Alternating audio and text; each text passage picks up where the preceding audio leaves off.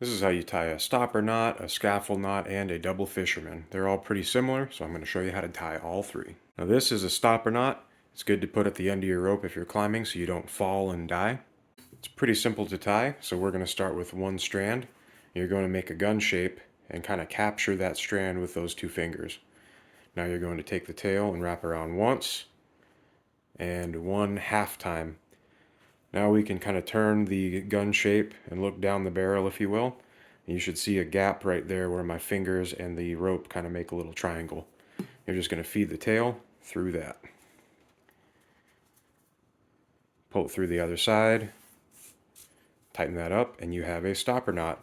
Now it's advisable to keep about a foot of tail so that you do not have this thing slip on you and plummet.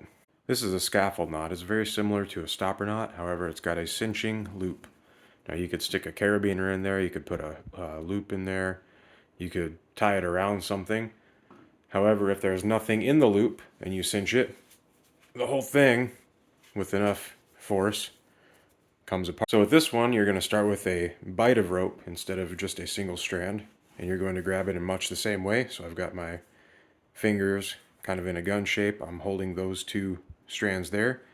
Now only working with the tail, loop around the tail once and one half time, and again look down the barrel. You see that little gap there, just push that down the gap, tighten it up, and you have captured that loop. Very important that you don't tie the working end around the tail, because if you do that, you will have a knot that looks very much like the scaffold knot. However, when you pull the tail, the loop cinches, whereas before it was the working end. Problem with this is that if you pull the loop, the tail comes out, but you have a cool stopper knot.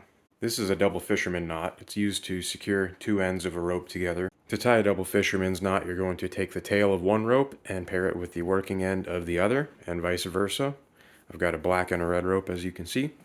Now we're just going to take both strands, and in a similar way to how we tied the scaffold knot, we're just going to loop the tail of one rope around both of these strands right here. And just tie it like we've been tying all these knots.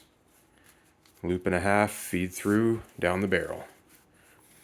Now we want to flip this around and do the same thing on the other side. You want to flip it around so that it mirrors it. You'll see why in a second. Take the tail, loop and a half, and feed it down the barrel. Now when you cinch these together, you see that you have kind of two X shapes right there. That's how you know that it's dressed proper.